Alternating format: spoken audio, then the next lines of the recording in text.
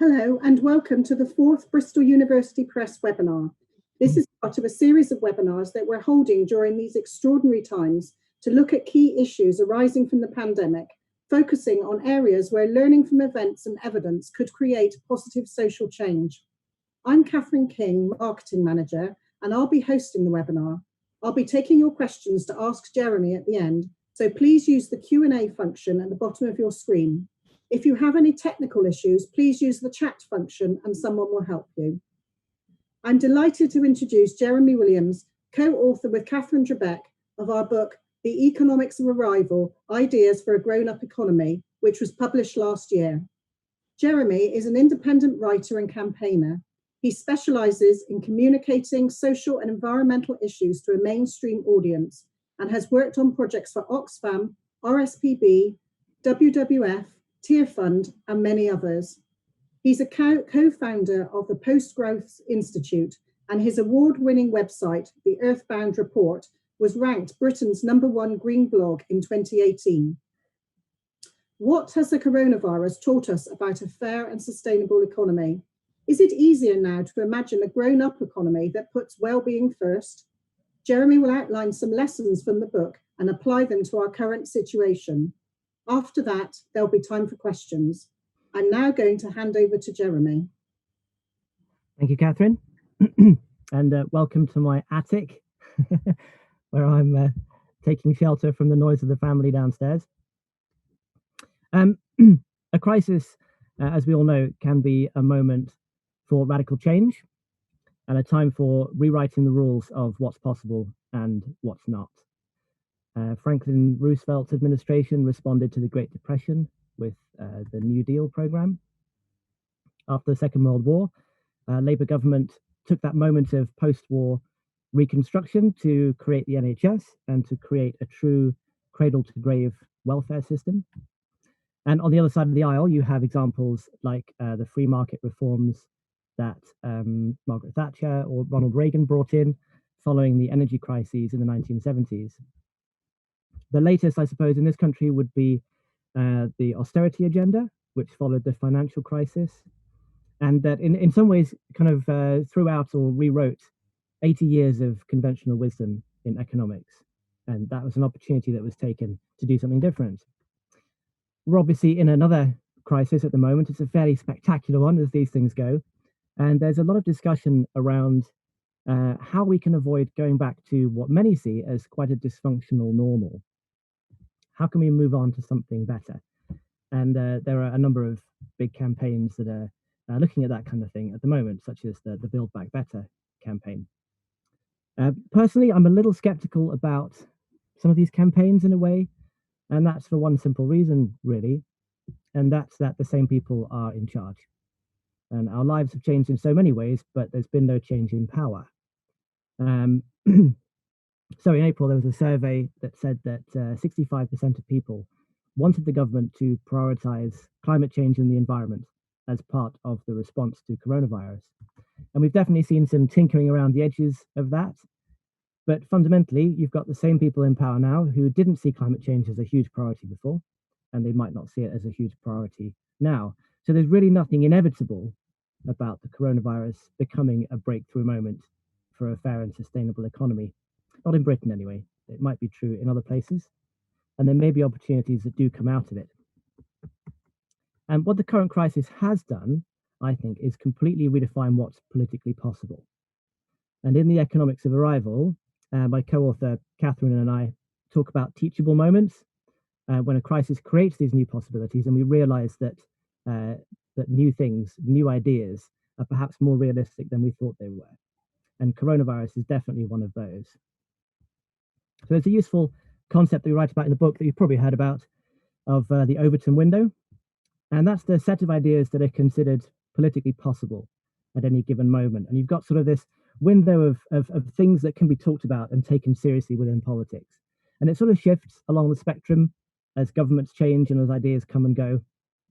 And things move from being unthinkable to being popular to being eventually becoming policy. And of course, other ideas are moving out of the frame at the same time.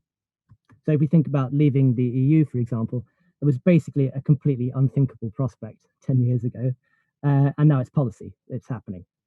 And more positively, you have the idea of Britain being completely zero carbon, which even 4 or 5 years ago would have been quite profoundly radical. And then again, that's now policy. We're going to be net zero by 2050. So I think the emergency of Corona has really blown open what we might consider possible, and it's changing those things that are in the Overton window. And so we've seen a Conservative government scramble to preserve employment and underwrite jobs for months at a time.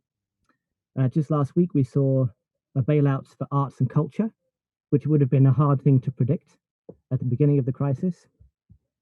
And when lockdown arrived, accommodation was provided for practically every homeless person in the country, which is something that, for decades we'd never been able to do that. And all of a sudden it was done, apparently.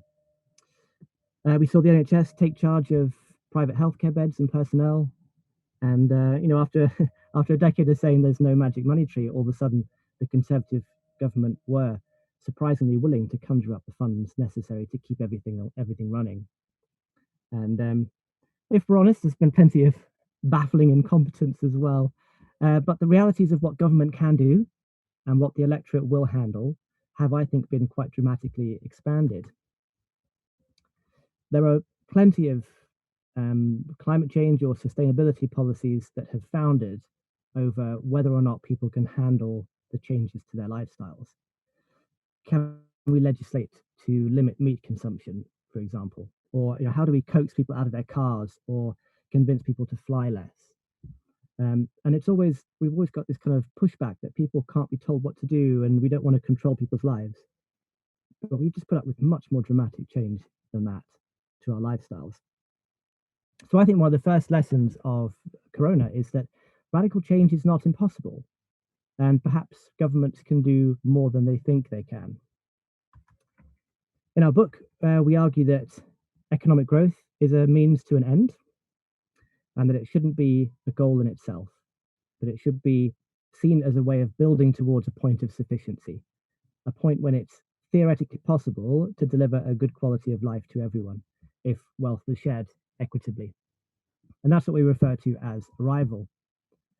We argue that it doesn't make a great deal of sense for wealthy countries to keep pursuing economic growth once they've already achieved material sufficiency, if you like, and once they're rich enough. And you could actually risk losing the quality of life that you've already gained through rising inequality, through pressure on people's time and mental health, through the decline of the environment and biodiversity. It's a bit like I've got fruit trees in the back garden, and there's always apples that keep falling off onto the ground at the moment.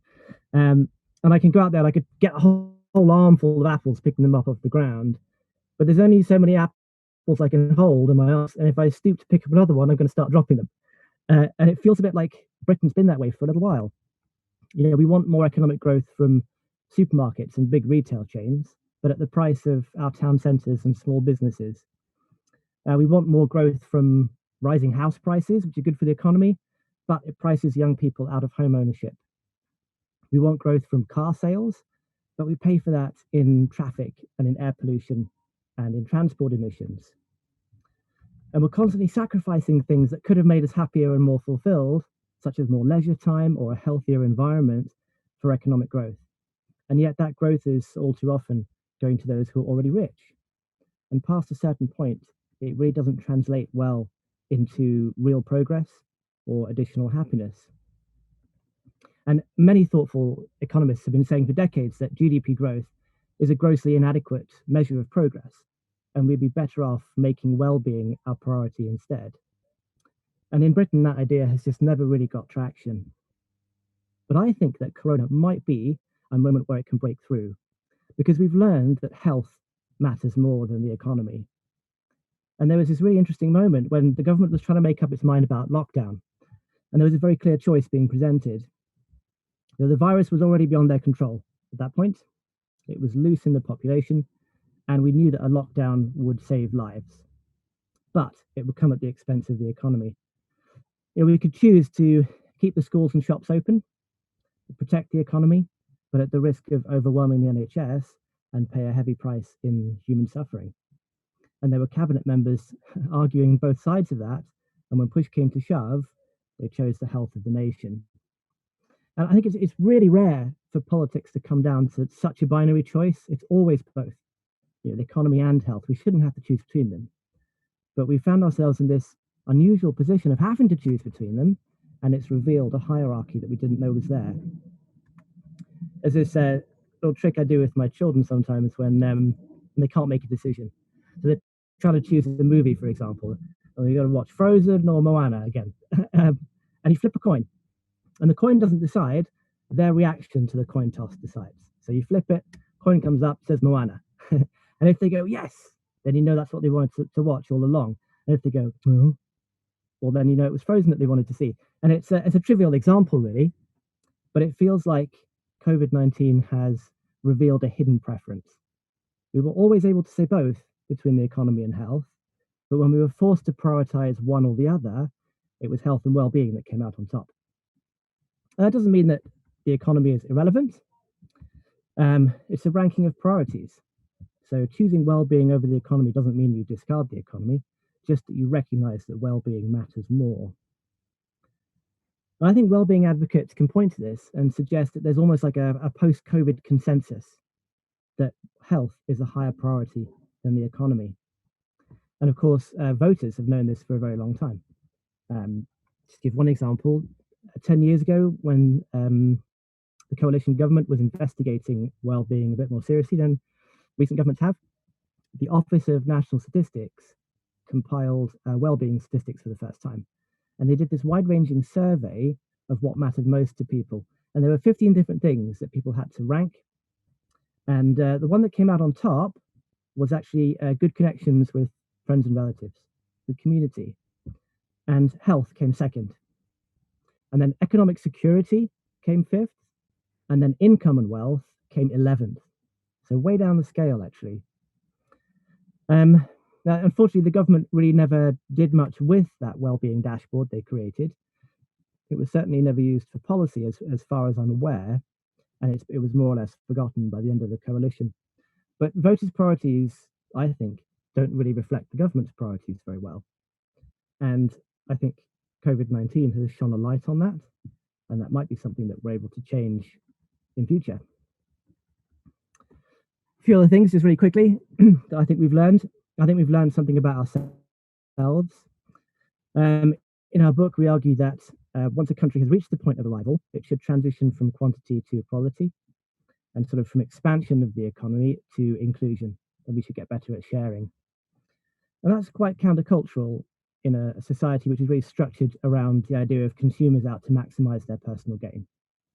And we're told that we're all competing for resources and for attention, and in such a world, it's okay to be selfish. But I think lockdown has really given the lie to that idea of humanity. And it's been very hard for many people, of course, but I think lockdown has really revealed how ready people are to help each other. Individualist consumer societies can fool people into thinking that they don't need each other, but I've certainly been amazed here in Luton at the sense of belonging and of solidarity and of community that blossomed in a time of crisis. And I think it was there all along. We'd just forgotten about it, or we didn't need it. We didn't think we needed it. And yes, maybe it will erode fairly quickly once the lockdown is over and as things open up again. But it's something we can point to again, that we're not quite as selfish as we've been told we are. We're capable of much more altruism and cooperation and love than we might think. I think that Corona has reset our view of who is valued in society. We've had this sorting of jobs into categories of essential and non-essential. And it's blown away decades of falsehoods, really, about who has value in society. And it turns out that I, as a writer and blogger, am not essential. And my wife, who is a radio journalist, is essential. Turns out that nurses and supermarket cashiers, hospital cleaners are all essential. And bankers and marketing teams and footballers are not essential, with the possible exception of Marcus Rashford. And money, we suddenly remember, never was a very good indicator of social value. How much you were paid for a job really had very little bearing on how worthwhile your job was to society. Some people have been overpaid for a very long time for things that contribute very little. while the work of others was literally undervalued, but really vital. And I would hope that going forward from here, we can improve pay and conditions for some of those doing vitally important jobs that we all depend on. And then finally, from an environmental point of view, I think it's been really interesting to see pollution and emissions fall from doing less. And this is countercultural too, in an economy that prizes economic activity. So solutions always lie in doing more electric cars, more vegan alternatives, more renewable energy capacity. And those are all good things. But measuring activity through things like GDP mean that inactivity is literally invisible in our accounting. And the most sustainable journey you take is not taking one in an electric car rather than a petrol car, but a journey that you don't take at all. And we have no way of calculating that stuff. The coronavirus lockdown showed us that we don't necessarily need lots of new technologies to improve the environment. We can improve emissions and air quality just by stopping what we're doing already. And it feels almost silly to say it, but when growth is our first priority, solutions based on less of anything are invisible. They're not calculated, they're not measured. We could even end up turning positives into negatives and vice versa. Insulating our homes properly will cut energy use, but it will also cut economic growth and the profits of energy companies. Reducing food waste will potentially reduce food sales in the supermarkets and therefore economic growth. And that's okay. That has to be okay. We have to be able to do without that economic growth in order to get the benefit. If we're only interested in growth, we can only improve things by doing more, by doing more and acquiring more. And if we focus on health and on well-being, we give ourselves permission to improve things by doing less. So to sum up, that's a collection of random thoughts, but to sum up, the coronavirus is going to change a lot of things, not all of them for the better. But with no change in leadership, it's unlikely to lead by itself to social or environmental transformation. But what it can do is illustrate that radical change is possible, that governments can do more than they think, that people are more community-minded than we assume, and that when push comes to shove, we really do value well-being most of all. And those are all useful insights we can draw on to try and overcome growth dependency and mature into a more grown-up economy. Back to you, Katherine. Thank you very much, Jeremy. That was really interesting and really inspiring. There are a couple of questions come in. If anybody else would like to ask some questions, please feel free to use the Q&A function at the bottom of your screen. But I'll just start with the ones we've got so far. So Mark Dick asks, is a world parliament moving on to the horizon? Hello, Mark. Maybe. I have read a couple of things about this in the past, either about a world parliament or about a world authority of some kind. The big problem is always going to be how on earth you get the biggest countries in the world to agree to an authority outside of themselves, particularly the United States, who are so skeptical even of relatively benign organizations like the World Health Organization. And part of that is Trump and his real hatred of sort of global authorities of all kinds. But it was there before, and there's a real reluctance in the States, but I would guess in many other places as well, to kind of delegate any kind of authority out of your own country. So global governance is in some ways a really obvious way to deal with global issues, but actually getting it set up and getting people to buy in is really difficult. And I'm not sure how we would get there at the moment. No. Thank you very much. I've got a second question here saying, do you think it's plausible for the government to create jobs in the green energy sector to tackle COVID-19 unemployment, help us reach the carbon neutral target and help with people's well-being?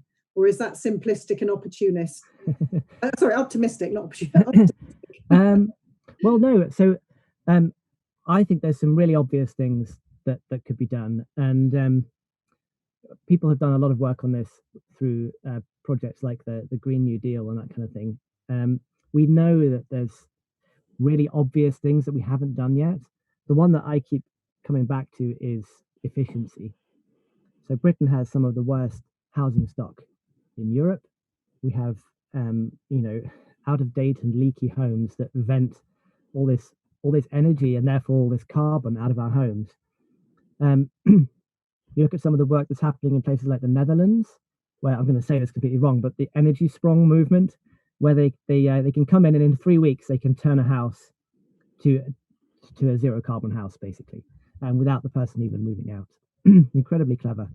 And that's, and then you look at our building trade, so they can do that in 3 weeks, and at an affordable cost. And the only reason they can do that is because they've invested in skilling up the building trade, in bringing prices down through economies of scale and that kind of thing. If we want to do that in Britain, then yes, the government is the best group to kind of run with that. How you fund it, there's all sorts of different funding models, so it doesn't have to be necessarily taxpayer funded, but it needs to be started and kick-started through government programs, I think. And we've known for I don't know, for a generation that we could do more on efficiency. And so a national refurbishment program would be a perfect post-COVID response, and it would create jobs very directly in something really useful. The same goes for renewable energy. So if you have solar panels fitted, I've got some just the other side of this roof here. One of the biggest costs is the fitting itself. So the price of panels has come down and down and down because of the way they're mass produced in China. So solar panels themselves are quite cheap, much cheaper than they used to be. But having them installed is still really expensive. And so that's, I think, a really obvious intervention that the government could make, where if the government were able to underwrite the training of solar fitters, we've got a local company in Luton that's sort of co-owned by the council, and you could expand that so that the council could actually help you to install solar panels at a discounted rate. If the government could help with installation, you could put solar panels on so many more houses and so much more quickly. And again, that's a perfect opportunity. And you think of all these people, I was reading about it earlier, people who are finishing school at the moment, or they're finishing university, and they're going to be looking for a job for the first time at a time when all these much more experienced people are losing their jobs and entering the market. It's going to be so difficult for young people to get a job. And at that point, if there were government schemes where you could train up in something really useful and practical and do an apprenticeship in something like solar fitting, we could make a massive difference to their lives and to our carbon emissions at the same time. Yes, absolutely. Right, and the next question, is New Zealand a good role model that we should be looking to for the wellbeing economy? I think it is, actually. It's not perfect what they're doing, but it is a proper global first. My co-author Katherine, who couldn't join us today, she's busy. She's met with the New Zealand government, and she'd be able to tell you a lot more about it. I know that their finance minister has read the book, or at least he received a copy of the book at some point. Anyway, what they're doing is they've taken well-being as the basic structure of their budget. So rather than looking at maximizing economic growth, which is still a goal for them, it's not gone, and they're running everything through the lens of well-being. So the government is going to spend its budget in order to maximize well-being, and that's led them to some quite interesting conclusions. So the last budget that was run through this put a real priority on mental health and on early years care. And if you can imagine, the Chancellor standing up and rather than talking about tax breaks here and a penny off beer and a penny off petrol and whatever else, talking about mental health and about caring for under fives and all that kind of thing, you can see what a radical shift it could be if we could really prioritize that kind of stuff. But I think what's happening in New Zealand is really interesting, and I hope that it spreads. Similar things are happening in Scotland as well, which we don't hear quite so much about. Unless you live in Scotland, you'll be aware of these things. But down here in England, we don't hear as much about it. But there's really interesting stuff happening with wellbeing economics, and I think there are parts of the world where it's slowly becoming the default model, and the rest of us will have to catch up. Yeah, let's hope so. Another question here from Joe Forster. Will Will precarious low-paid employment that causes anxiety to so many key workers in this country be transformed into meaningful work that is no longer short-term and values people and pays a living wage? I certainly hope so. It is something we write about in the book as well, about the need for good jobs and for valuing work as a good thing in itself. Work is something that gives people purpose, it gives people identity. But equally, if you're underpaid and you have very little control over your work, then you can feel sort of undervalued, and it's depressing, and morale is low, and you experience work as a burden. And we write about some of the ways that we could actually make work better. One of the things I get particularly excited about is employee ownership, or employee democracy. So even if you're doing a really difficult or a job like hospital cleaning, no one grows up wanting to be a hospital cleaner, but we all need them.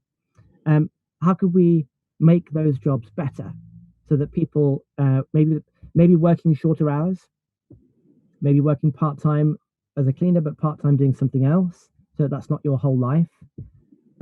Making sure that holiday provision is generous, and that pay is what it needs to be. So that even though that's never going to be a pleasant job that people are going to really want to do, it's not a burden. And I think we've let far too much slide in this country in search of little efficiencies and little gains, and we're not valuing work as we should do. And that's something that we can begin to redress. I don't know if the current crisis will help with that or not. I hope it will, because I think we've seen how important these kind of jobs are. And hopefully the government will begin to show some leadership on that. Absolutely. Question from Louise Folks. What are your views on universal basic income as a solution to loss of income brought on by COVID? She says, I've heard concerns about costs and that it's an individualistic response that still encourages market participation. Yeah, there's loads of interesting stuff happening around universal basic income. That's one of those things that's gone like open window, that's gone from being absolutely nowhere, like it was a ridiculous idea not very long ago, and then it's kind of got closer and closer to the point that there are now some countries that are talking about it. So I think it's Spain has said that it is going to introduce a basic income in response to coronavirus, and some of the politicians that are introducing that are determined to make it permanent. So although there's not much talk of it in Britain as a solution yet, there might be eventually if it rumbles on for month after month. Some countries are actually going to use basic income. And I'm quite excited to see what happens in Spain, to see where they pitch it. So is it genuinely an income that you could live on, or is it just income support while times are tough? Will they make it permanent? Will it truly be for everyone, or will there be, I don't know, people who have recently migrated into Spain, for example, will they be excluded? There's loads of complicated questions, but I think that actually the coronavirus situation could be really interesting as a breakthrough moment for basic income. Don't know where yet, but I'll be keeping an eye on Spain to see what they do. Yes. Just out of interest, today we've heard that the pop group Massive Attack have released a track that's got Professor Guy Standing explaining the benefits of universal basic income. Okay. It is beginning to get a little bit more mainstream, so yeah, let's hope that there's some development there. Moving on to, I think I've got time for a couple more questions. James Elder Woodward says, I'm disabled, dependent upon social care. The pandemic has raised the importance of social care. However, I fear that after the pandemic, the same powers that hammered social care during the austerity era will continue to hammer social care, despite what they say. How do we stop such hammering if we can't change the powerful? Yeah, well, that's a really interesting question, isn't it? And that's one of the things that I'm a bit skeptical about around the whole situation. There's so much optimism around a new normal, but until there's a change of power, it's hard to see how that will become permanent in any way. One thing that I do find quite encouraging is that austerity was very much an ideological project, and that ideology isn't shared by the current cabinet. So Boris Johnson has said that he's not, austerity is over. That's not something they're pursuing at the moment. We do have the problem of, there's been so much spending and so much borrowing to support the economy at the moment. That will have to be paid for in some way. Under some governments, that would be paid for through taxes, perhaps through wealth taxes. It remains to be seen whether this government will take that route or whether it will take the route of cutting spending. If that does happen, I think we have really shown the value of care in the last few months, and I would hope that we would be able to ring fence and protect carers at this point, because as you say, it's absolutely vital.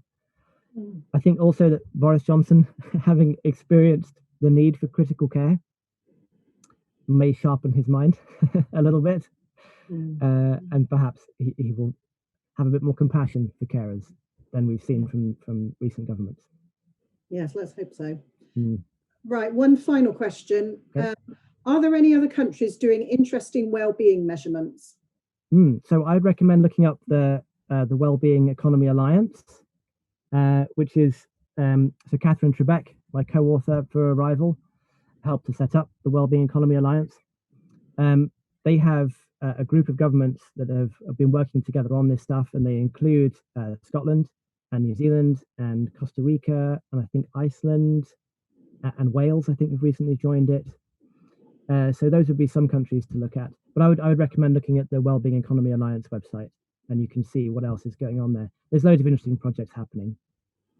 And you don't have to look far, since Wales and Scotland are involved in this as well.